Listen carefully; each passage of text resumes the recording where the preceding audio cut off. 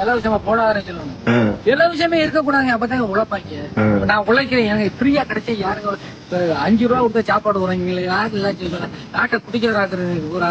நீங்க நினைக்கிறீங்க பிச்சைக்காரனுங்க பிச்சை போடுறதாலே பிச்சை எடுக்கிறேன் உழைப்பாங்க போய். கண்டிப்பா கண்டிப்பா. நாடு எந்த நாட்டுல சொல்றேன், இந்தியாவுல நானா சிங்கப்பூர்ல 15 வருஷம் இருக்கு.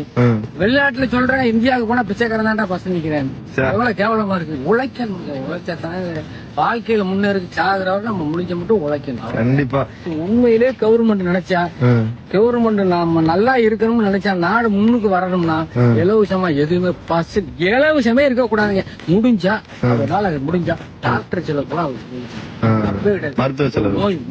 நோய் வந்தா ஒரு நோய் இப்ப வந்து எத்தனை பேர் ஒரு இந்த ஒரு மூலையில பிரச்சனைங்க 10 லட்சம் கேட்கிறேன், அதாவது கொடுக்க முடியாது. அப்படி ஒரு விஷயத்த செய்யலாம். அந்த உதவிகள் நல்லா இருக்கணும். படுத்து கிடக்கிறவனுக்கு யாராவது நல்லா இருக்கவன் படுக்க போட்டு சாப்பாடு போடலாமா? எவ்வளவு பெரிய கேவலமான விஷயம். எவன் ஓட்டு வாங்குறதுக்காக கேவலம்.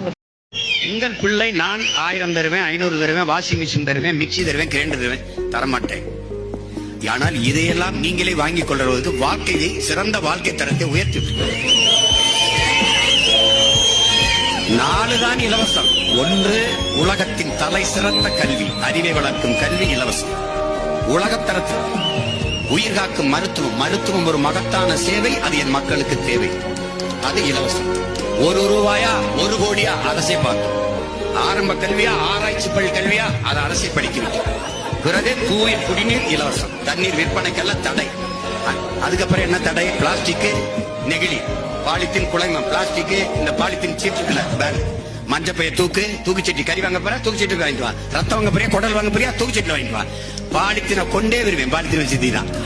மின்சாரம், உழவர் குடிக்கு இலவச மின்சாரம், மக்களுக்கு தடையற்ற மின்சாரம்.